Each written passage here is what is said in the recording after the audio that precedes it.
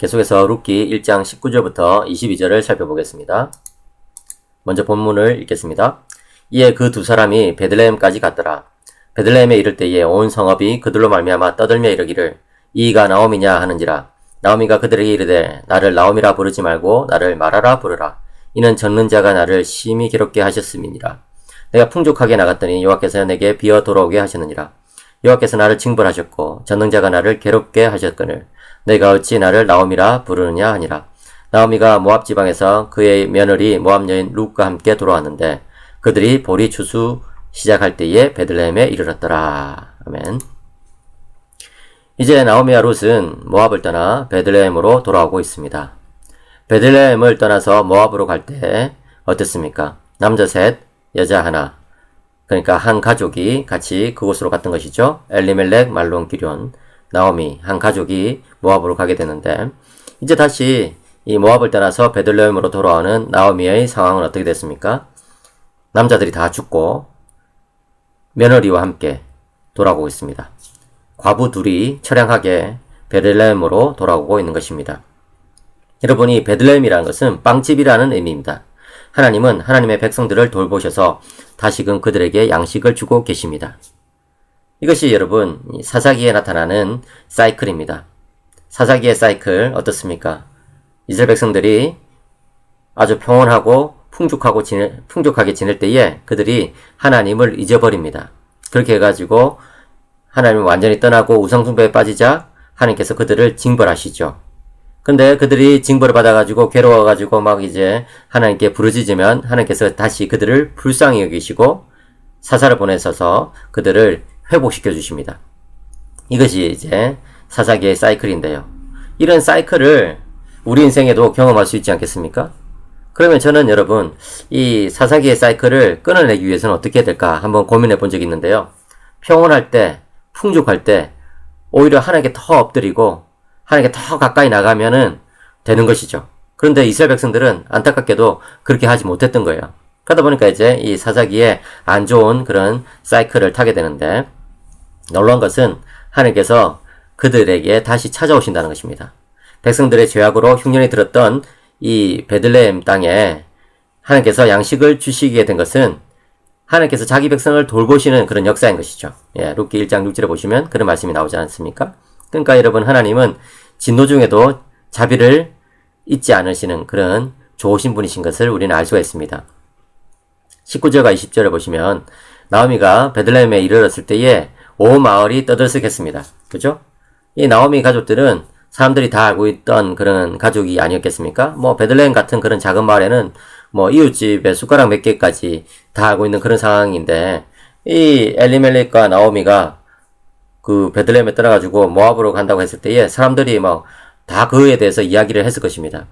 그런데 그랬던 나오미가 다시 돌아올 때에 사람들이 뭐 깜짝 놀라가지고 야 나오미가 이제 다시 돌아왔구나 하면서 말을 하는 것이죠. 그럴 때 20절에 뭐라고 말합니까? 나오미가 그들에게 이르되 나를 나오미라 부르지 말고 나를 마라라 부르라. 이는 전능자가 나를 심히 괴롭게 하셨음이니라. 21절에 내가 풍족하게 나갔더니 여호와께서 내게 비어 돌아오게 하셨느니라. 여호와께서 나를 징벌하셨고 전능자가 나를 괴롭게 하셨거늘 내가 어찌 나를 나오미라 부르느냐 하니라. 그래요 여러분. 이 나오미라는 이름은 희락, 기쁨이란 뜻이죠.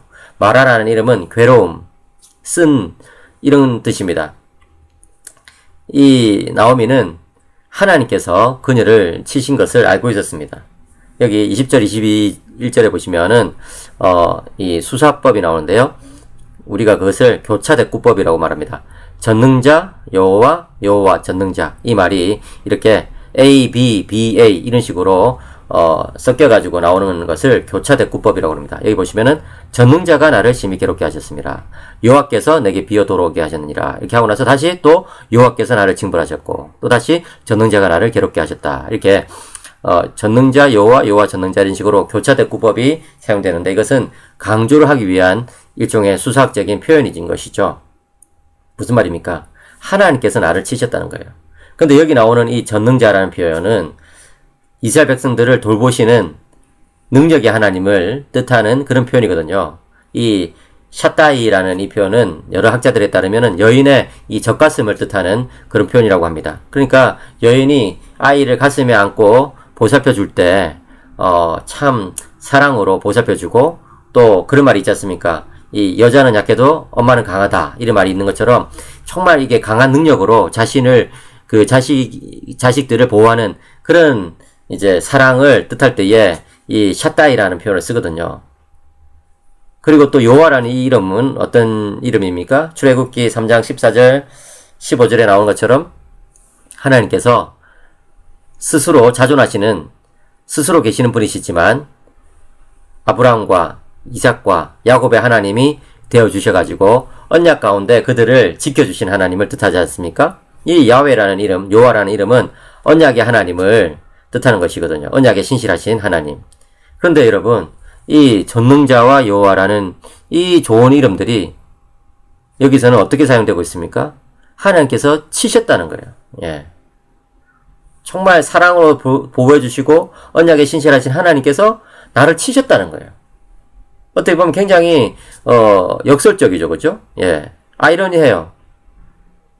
여기서 우리는 무엇을 알 수 있습니까? 하나님께서는요, 언약 백성들이 하나님을 떠나서 자기 마음대로 살아갈 때 가만히 계시지 않는다는 거예요. 그렇습니다, 여러분. 전능자 여호와께서 나오미에게는 이 벌을 주신 것이죠. 희락을 주셔야 할 전능자 여호와께서 나오미에게 오히려 이 슬픔, 괴로움을 주신 것입니다. 왜 그럴까요? 이에 대해서 스펄전 목사님은 이렇게 말씀하고 있습니다. 만일 주님께서 그대를 선택하셨다면 그분은 그대가 주님 없이 살도록 내버려 두시기보다는 차라리 그대에게 표범과 사자처럼 행하실 것이다. 그러니 그대는 그분 안에서 그대의 모든 것을 찾아야 하며 또한 그렇게 되어야 마땅하다라고 말이죠. 그렇습니다, 여러분. 하나님께서 우리를 선택하셨다면요, 우리가 하나님을 멀리 떠나서 자기 마음대로 살아갈 때에 절대로 하나님은 가만히 두지 않으십니다. 표범과 사자처럼 우리에게 행하신다는 것이죠. 무시무시한 그런 매를 드실 때도 있다는 거예요. 물론 여러분, 신약시대에 우리들에게 하나님은요, 일반적으로 어떻게 우리를 교정하십니까? 하나님의 말씀으로 교정하세요. 그래서 매주일마다 우리가 듣는 그 하나님의 말씀을 통해서 우리가 돌이키도록 그렇게 인도하시죠. 그죠? 그런데 여러분, 그렇게 계속해서 말씀하시는데 불구하고 우리가 계속 하나님을 떠나고 자기 마음대로 살면 어떻게 됩니까? 하나님께서 매를 드시는 거예요. 예. 왜? 우리는 하나님의 자녀니까 그런 것이죠. 그렇습니다, 여러분. 나오미는 하나님의 자녀였기 때문에 나오미가 하나님 없이 저기 모압 땅에서 그렇게 살아갈 때, 예? 하나님께서는 벌을 주신 거예요. 그것을 나오미가 알고 있는 것이죠. 예. 그래서 전능자가 나를 심히 괴롭게 하였다. 여호와께서 내게 비어 돌아오게 하셨다. 이런 말을 쓰고 있어요. 여기서 이 내게 비어 돌아오게 하셨느니라. 이 표현을 우리는 생각해 볼 수 있는 것이죠. 예. 하나님께서 텅 비게 하셨어요. 상실하게 하셨어요. 그런데 그 결과로 어떻게 됐습니까? 하나님께 다시 돌아오게 되었죠. 여기 21절에 돌아오게 하셨느니라. 이 말은요, 구약 성경에서 회개를 뜻할 때 자주 사용되는 그런 말이었습니다. 슈브라고 하거든요. 예. 이제 나오미가 베들레헴으로 하나님의 백성에게로 돌아왔다는 거예요. 그렇기 때문에 여러분 20절과 21절에 나오미가 이 베들레헴 사람들에게 하는 이 말은 겉으로 봤을 때는 그냥 뭐 신세 한탄처럼 그렇게 들릴 수 있지만 사실은 그런 게 아니에요.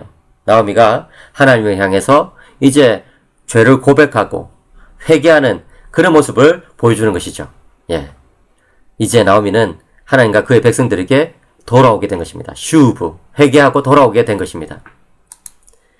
22절에 한번 보시면요, 그런 나오미에게 하나님께서 은혜를 베풀어 주신 것을 볼 수 있습니다.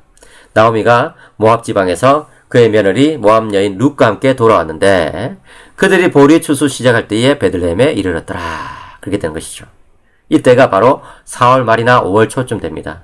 우리가 지금 지나고 있는 이 시기쯤 되는 것이죠. 이스라엘 백성들은요, 이 겨울에는 12월, 1월, 2월 이럴 때는 비가 많이 내립니다. 예. 우긴 것이죠. 그러다가 이제 4월 말이나 5월 초부터 보리를 추수하고요. 그 다음에 이제 6월까지 밀을 추수하고요. 이렇게 해가지고 4월, 5월, 6월에 걸쳐가지고 추수를 다 끝내게 됩니다. 우리와는 기후가 다르기 때문에 이 추수하는 시기가 좀 다른 것을 알 수 있죠? 어쨌든 뭡니까? 오랜 가뭄 끝에 드디어 양식이 주어지는 시기가 온다는 것이죠. 예. 이 겨울에 비가 많이 내리고 나면은 이제 가뭄이 쭉 지속되거든요. 이 가뭄이 지속되다가 이제 드디어 4월 말이나 5월쯤 되면은 양식이 주어지는 그런 이제 시점이 오는 것입니다. 그러니까 여러분 하나님께서는요 그의 백성들을 돌보고 계십니다. 아주 오랜 이 가뭄과 또 뭡니까 이 기근 끝에 이제 하나님께서 그들에게 양식을 주고 계시는 것이죠. 바로 그 타이밍에 나오미가 베들레헴으로 돌아오게 된 것입니다. 여러분, 영원 가운데 계신 하나님은요, 시간 속에서 일하십니다. 근데 하나님은요, 영원하신 분이시기 때문에 시간에 구애받지 않으세요. 근데 하나님께서 역사하시는 것을 보면 정말 이렇게 기가 막힌 타이밍 가운데서 역사하시는 것을 보게 됩니다. 나오미의 마음이 이제 주님께로 향할 때쯤 하나님께서 그녀에게 양식을 다시 주시고 또 그녀의 삶을 회복시켜 주신 것이죠. 그렇습니다, 여러분. 하나님은요, 인류의 전 역사를 꿰뚫어 가시면서 가장 좋은 타이밍에 일을 하고 계십니다. 전도서 3장 11절에 보시면 하나님이 모든 것을 지으시되 때를 따라 아름답게 하셨고 하나님은 이 시간을 주관하신다는 거예요. 역사를 주관하신다는 거예요. 갈라디아서 4장 4절에 보시면은 사도 바울이 뭐라고 말합니까? 때가 차매 하나님이 그 아들을 보내사. 그래요. 어떤 사람들은 왜 예수님이 그렇게 늦게 오셨냐 이렇게 질문하는데 사도 바울이 생각하는 것은 뭡니까? 예수님은 적절한 때에 오셨다는 거예요. 기가 막히는 시점에 오셨다는 거예요. 이 로마가요. 지중해 연안을 다 통일해가지고 이 언어가 통일되어 있고 또 이 길이 아주 잘 닦여가지고 여행이 자유로운 그때 예수님께서 오셔가지고 그 예수 그리스도의 복음이 로마 전역에 퍼질 수 있도록 그렇게 하셨다는 것이죠. 그렇습니다, 여러분. 이것은 개인의 역사에도 마찬가지입니다. 우리의 삶을 돌이켜보면요. 하나님은 늦게도 아니고 또 빠르게도 아니라 정말 제일 적절할 때에 일하신 것을 고백할 수 있습니다. 그렇기 때문에 여러분, 우리는요. 하나님의 때에 하나님의 일을 하시옵소서 그렇게 기도해야 됩니다. 한번 따라해 볼까요? 하나님의 때에 하나님의 일을 하시옵소서. 그래요. 하나님의 때에 하나님의 일을 하시도록 우리는 늘 기도해야 되는 것입니다. 여러분 성경에는요. 시간에 대한 표현이 여러 가지가 나오는데 그 중에 일반적인 시간을 가리키는 표현은 크로노스입니다. 크로노스. 그런데 특별하게 하나님의 그런 시간을 가리키는 표현이 카이로스입니다. 여러분 일상적인 순간에 일상적인 시간에 하나님의 때가 이렇게 임하도록 그죠? 크로노스 가운데 카이로스가 임하도록 그렇게 우리는 기도해야 됩니다. 그게 보자면 기도야말로 크로노스 중에 있는 카이로스 다시 말해서 시간들 가운데 있는 정말 참된 시간이라는 것을 우리는 알게 되는 것이죠. 여러분 기도의 카이로스를 지키는 사람들은 하나님의 은혜의 카이로스를 경험하게 되는 것입니다. 그런 은혜가 여러분들에게 있기를 축복합니다. 그래요, 여러분.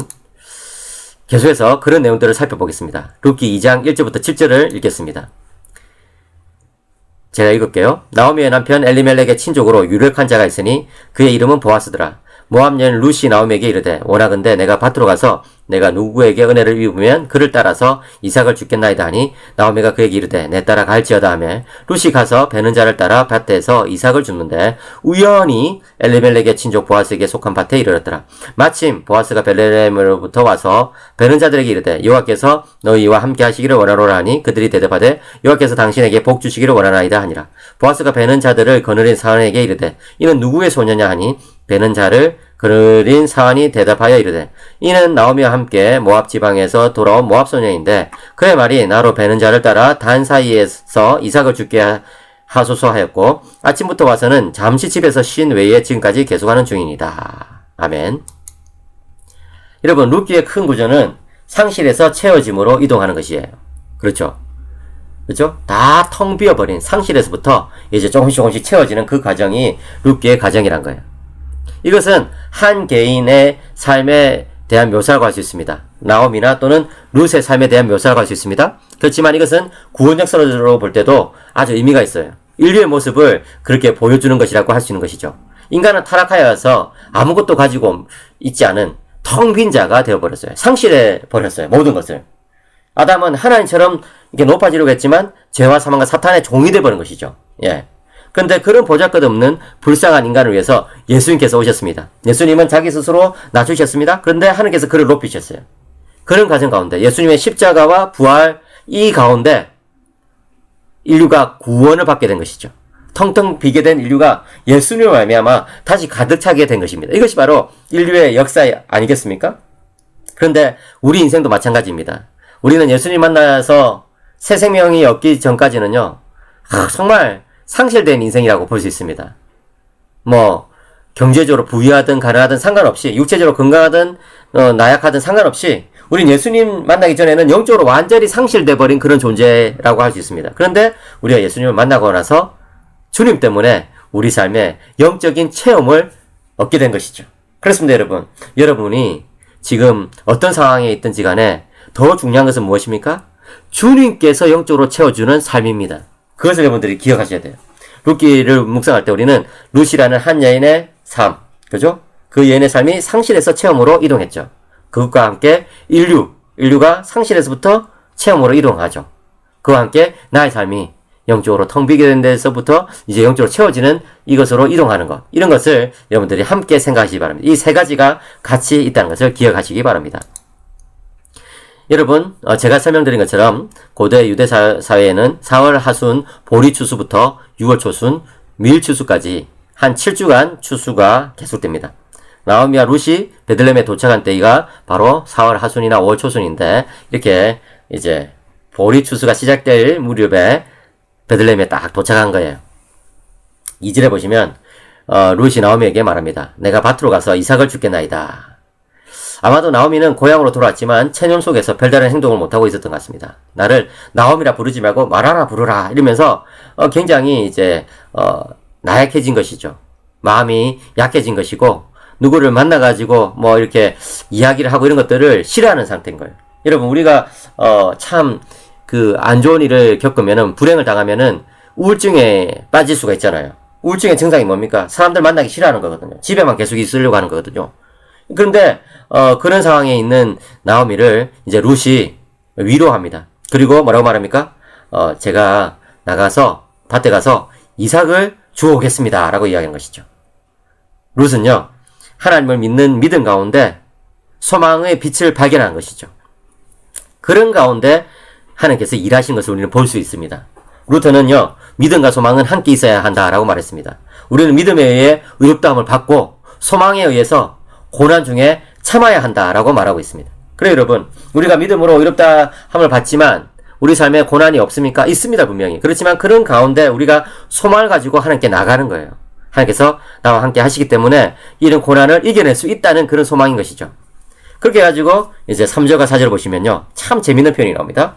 룻이 가서 베는 자를 따라 밭에서 이삭을 줍는데 우연히 엘리멜렉의 친족 보아스에게 속한 밭에 이르렀더라. 4절, 마침 보아스가 베들레헴으로부터 와서 베는 자들에게 이르되 여호와께서 너희와 함께 하시기를 원하노라 하니 그들이 대답하되 여호와께서 당신에게 복 주시기를 원하나이다 하니라.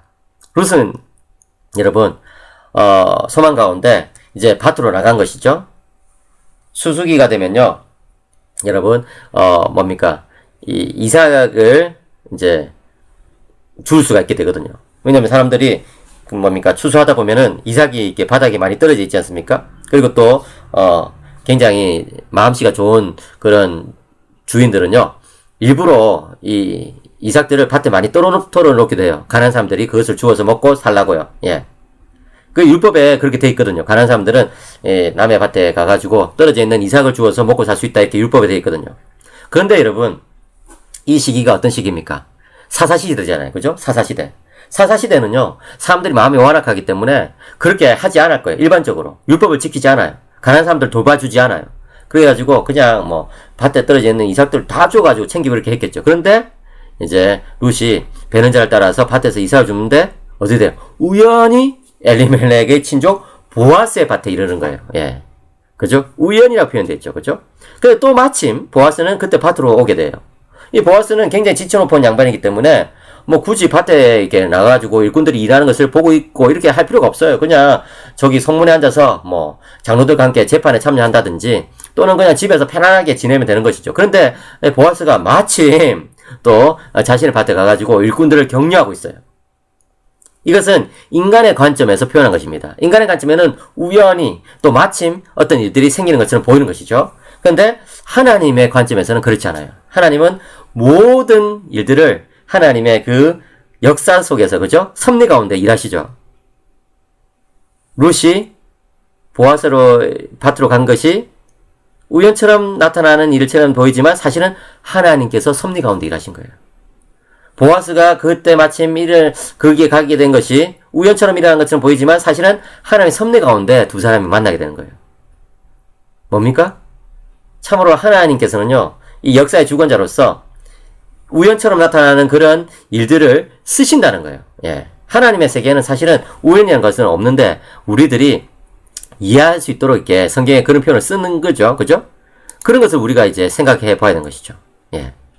하나님은요, 우연처럼 나타나는 그런 일들을 통해 가지고 섭리 가운데 일하신다.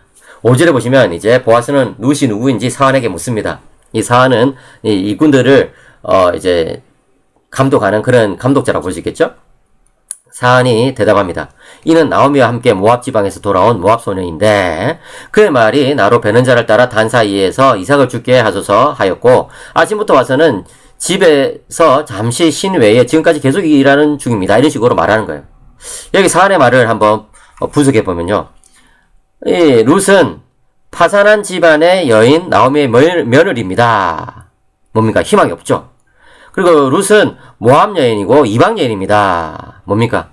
희망이 없죠. 예, 이스라엘 백성들에게 봤을 때는 희망이 없는 그런 여인이었습니다. 그런데 마지막으로 사안이 하나 덧붙이는 것은 뭡니까? 아침부터 와서는 잠시 집에서 쉰 후에 지금까지 계속 일을 하고 있습니다. 부지런히 이삭을 줍고 있습니다. 여기서 뭡니까? 낙심하지 않을 수 있는 그런 요소를 발견하게 된 것이죠. 예. 어떤 면에서 룻은요, 정말 희망이 없는 여인이라고 볼 수 있어요. 그렇지만 그 여인은요, 희망이 없다고 해가지고 절망 가운데, 낙심 가운데 있지 아니하고 오히려 낙심을 이겨내는 그런 소망을 가졌다는 것이죠.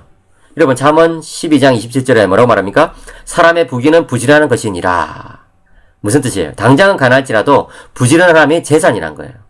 구약성경과 신약성경 모두 부지런함을 칭찬하고 있어요. 그래요, 여러분. 우리는요, 한편으로는 하나님께서 우리 삶을 주권적으로 인도하신다는 것을 믿습니다. 그렇잖아요. 그것이 하나님에 대한 고백이죠. 그죠? 예. 하나님께서 모든 주권을 가지고 일하신다는 것을 믿습니다. 그렇지만, 그렇다고 해서 우리는요, 다른 한편으로 인간의 노력이 무용지물이 된다. 그렇게 막 가르치지 않아요. 우리는 하나님께서 다 일하시니까 그냥 감나무 밑에서 감이 떨어지기를 그냥 기다리는 그런 게으른 삶을 살아야 된다. 그렇게 가르치지 않아요.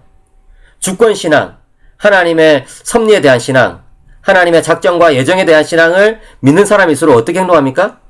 하나님의 그 모든 일들이 우리의 삶 가운데 나의 순종을 통하여서 펼쳐진다는 것을 알기 때문에 더더욱 열심히 살아간다는 거예요.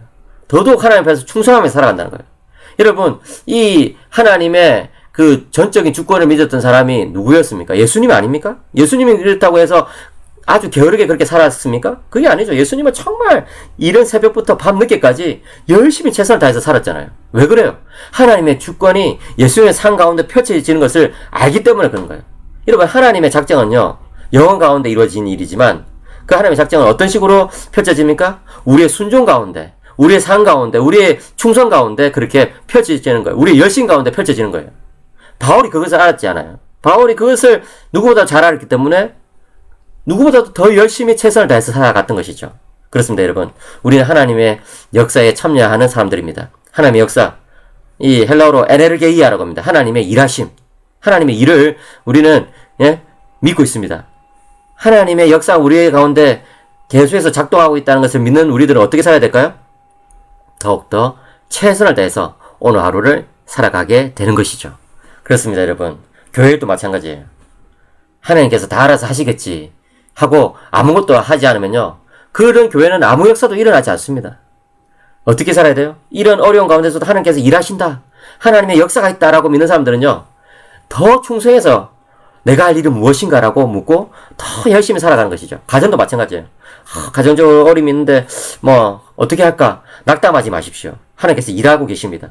그럴 때에 우리는 룻처럼, 예수님처럼, 사도 바울처럼 그렇게 나에게 주어진 일에 최선을 다하기 위해서 오늘 하루 나에게 주어진 일을 열심히 하는 거예요. 그렇게 하루하루 열심히 살아가다 보면 어려움이 있을지라도 하나님께서 보여주시는 그 소망을 발견할 수 있다는 거예요. 우연히 마침 이것이 하나님의 섭리라는 것을 깨닫게 되는 것이죠. 예. 하나님의 섭리가 여러분들 가운데 가득하시길 바라고 그 섭리를 붙잡는 여러분들이 되시기를 주님의 이름으로 간절히 축복합니다. 아멘.